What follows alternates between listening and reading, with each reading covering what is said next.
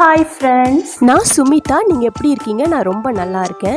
இன்றைக்கி நம்ம Sunday special mutton பிரியாணியும் முட்டை கிரேவி ரெசிபியும் தான் பார்க்க போகிறோம். இன்றைக்கி நம்ம 1/2 கிலோ மட்டன் பிரியாணி தான் செய்ய போகிறோம். பிரியாணி செய்யும்போது மிஸ்டேக்கே வராமல் ரொம்ப ஈஸியாக பர்ஃபெக்டாக எப்படி மட்டன் பிரியாணி செய்கிறதுன்னு பார்க்கலாம்.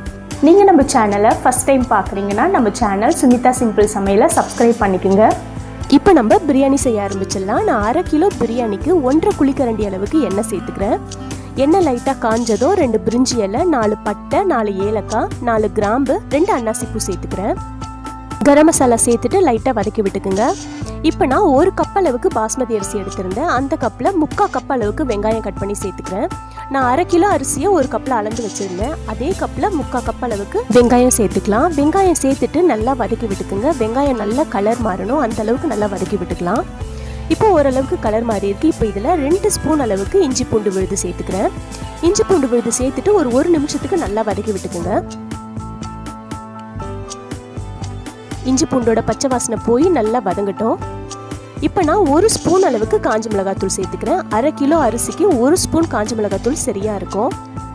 1/2 ஸ்பூன் அளவுக்கு கரம் மசாலா தூள் சேர்த்துக்கிறேன். மசாலா நல்லா வதங்கினதுக்கு அப்புறமா 1/2 கப் அளவுக்கு தக்காளி சேர்த்துக்கிறேன். நம்ம அரிசி அளந்த அதே கப்பில் 1/2 கப் அளவுக்கு தக்காளி சேர்த்துக்கலாம். தக்காளி சேர்த்ததுக்கு அப்புறமா ஒரு 5 பச்சை மிளகாய் சேர்த்துக்குங்க. ஒரு கைப்பிடி அளவுக்கு புதினா தலை சேர்த்துக்கலாம். சேர்த்துட்டு நல்லா வதக்கி விட்டுக்குங்க. தக்காளி நல்லா மசியணும், அந்த அளவுக்கு வதக்கி விட்டுக்கலாம். இப்போ பாருங்க, ஒரு 2-3 நிமிஷத்துக்கு தக்காளியை நல்லா வதக்கி எடுத்திருக்கேன். தக்காளி நல்லா மசிஞ்சிடுச்சு. இப்போ 2 ஸ்பூன் அளவுக்கு தயிர் சேர்த்துக்கிறேன். தயிர் நல்லா கட்டியான தயிராக சேர்த்துக்குங்க. தயிர் சேர்த்துட்டு நல்லா 1 நிமிஷத்துக்கு வதக்கி விட்டுக்குங்க.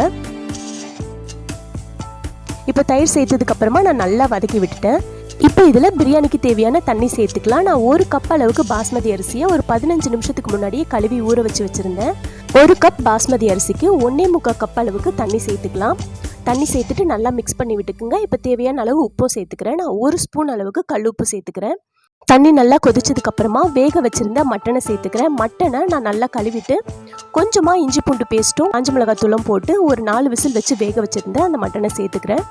அது கூடவே ஊற வச்சுருந்த அரிசியும் சேர்த்துக்கலாம். அரிசியை சேர்த்துட்டு ஒரு நிமிஷத்துக்கு ஹை ஃப்ளேம்லேயே மூடி போட்டு நல்லா வேக வச்சு எடுத்துக்கலாம். இப்போ 1 நிமிஷத்துக்கு அப்புறம் பாருங்க, அரிசி பாதி அளவுக்கு குக் ஆயிருக்கும். இப்போ லைட்டாக ஒரு வாட்டி மிக்ஸ் பண்ணி விட்டுட்டு ஒரு கைப்பிடி அளவுக்கு புதினா தலை சேர்த்துக்கிறேன். புதினா தலை சேர்த்துட்டு மூடி போட்டுட்டு லோ ஃப்ளேமில் ஒரு 5 நிமிஷத்துக்கு தம் போட்டு எடுத்துக்கலாம். தம் போடுறதுக்காக பாத்திரத்துக்கு மேலே நான் பூண்டு நசுக்கிற கல் வச்சுருக்கேன். நீங்கள் தோசை கல் இல்லைன்னா தண்ணி ஏதாவது ஒரு வெயிட் போட்டுக்கலாம். 5 நிமிஷத்துக்கு அப்புறம் ஓப்பன் பண்ணி பாருங்கள், பிரியாணி சூப்பராக ரெடி ஆகிருக்கும். பிரியாணி தம் போடும்போது ஒரே பக்கம் இல்லாமல் பிரியாணி பாத்திரத்தை கொஞ்சம் ஓரங்கள்லையும் சுற்றி வைங்க.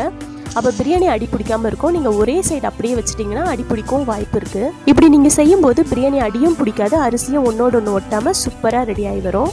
இப்போ நம்ம முட்டை கிரேவி செஞ்சுக்கலாம். முட்டை கிரேவி செய்கிறதுக்காக நான் ஒரு கடாயில் 4 ஸ்பூன் அளவுக்கு எண்ணெய் சேர்த்துக்கிறேன். எண்ணெய் காஞ்சதும் கொஞ்சமாக கடுகு கருவேப்பிலை சேர்த்துக்கிறேன். ஒரு பெரிய வெங்காயத்தை பொடியாக கட் பண்ணி சேர்த்துக்கிறேன். வெங்காயத்தை நல்லா வதக்கி விட்டுக்குங்க.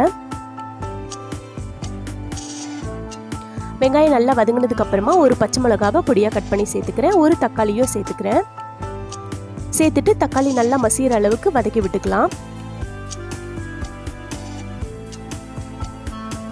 இப்போ நம்ம முட்டை கிரேவிக்கு தேவையான மசாலா சேர்த்துக்கலாம். நான் 1 ஸ்பூன் அளவுக்கு காஞ்ச மிளகாத்தூள் சேர்த்துக்கிறேன். 1/2 ஸ்பூன் அளவுக்கு சீரகத்தூளும் 1/2 ஸ்பூன் அளவுக்கு கரம் மசாலாவும் சேர்த்துக்கிறேன். 1/2 ஸ்பூன் அளவுக்கு மஞ்சத்தூள் சேர்த்துக்கின்னு தேவையான அளவு உப்பும் சேர்த்துக்கலாம். சேர்த்துட்டு ஒரு வாட்டி நல்லா வதக்கி விட்டுக்குங்க. மசாலா நல்லா வதங்கினதுக்கு அப்புறமா நான் சும்மா ஒரு 4-5 ஸ்பூன் அளவுக்கு தண்ணி சேர்த்துக்கிறேன். தண்ணி சேர்த்துட்டு ஒரு வாட்டி நல்லா வதக்கி விட்டுக்குங்க. இப்போ நான் முட்டையை வேக வச்சு எடுத்து வச்சுருக்கேன். இந்த மாதிரி முட்டையில் கோடு போட்டு வச்சுருக்கேன் மசாலா உள்ளே ஊறுறதுக்காக. இப்போ இந்த முட்டையை சேர்த்துக்கலாம். முட்டையை சேர்த்துட்டு நல்லா வதக்கி விட்டுக்குங்க. ஒரு 2-3 நிமிஷத்துக்கு அப்படியே வதக்கி விட்டு இறக்குனா முட்டை கிரேவி சூப்பராக ரெடி ஆகிடும். அவ்வளோதான் ஃப்ரெண்ட்ஸ், ரொம்ப ஈஸியான முட்டை மசாலா ரெடி ஆகிடுச்சு. பிரியாணிக்கு நல்ல காரசாரமாக சூப்பராக இருக்கும். அவ்வளோதாங்க, சண்டே ஸ்பெஷல் மட்டன் பிரியாணியும் முட்டை மசாலாவும் ரொம்ப ஈஸியாக எப்படி செய்யுதுன்னு பார்த்தோம். புதுசாக சமையல் செய்கிற பிகினர்ஸ் கூட ரொம்ப ஈஸியாக இந்த 2 ரெசிபியும் செஞ்சிடலாம். நம்ம எப்படி செஞ்சோமோ அதே மாதிரி அதே அளவுகளோடு செய்யுங்க, பர்ஃபெக்டாக வரும். இந்த மட்டன் பிரியாணியும் முட்டை கிரேவி ரெசிபியும் உங்களுக்கு பிடிச்சிருந்ததுன்னா நம்ம வீடியோவுக்கு ஒரு லைக் போட்டுக்குங்க. உங்கள் ஃபேமிலி ஃப்ரெண்ட்ஸ்க்கும் இந்த வீடியோவை ஷேர் பண்ணி விடுங்க. அப்புறம் நம்ம சேனலை சப்ஸ்கிரைப் பண்ணி சப்போர்ட் பண்ணிட்டு இருக்க எல்லா ஃப்ரெண்ட்ஸ்க்கும் ரொம்ப தேங்க்ஸ். நீங்கள் நம்ம சேனலை ஃபஸ்ட் டைம் பார்க்குறீங்கன்னா நம்ம சேனல் சுமிதா சிம்பிள் சமையலை சப்ஸ்கிரைப் பண்ணிக்கோங்க. பெல் ஐக்கான் கிளிக் பண்ணி ஆல் கொடுத்துக்குங்க. அப்போ தான் நான் போகிற வீடியோஸ்லாம் உங்களுக்கு நோட்டிஃபிகேஷனில் வரும்.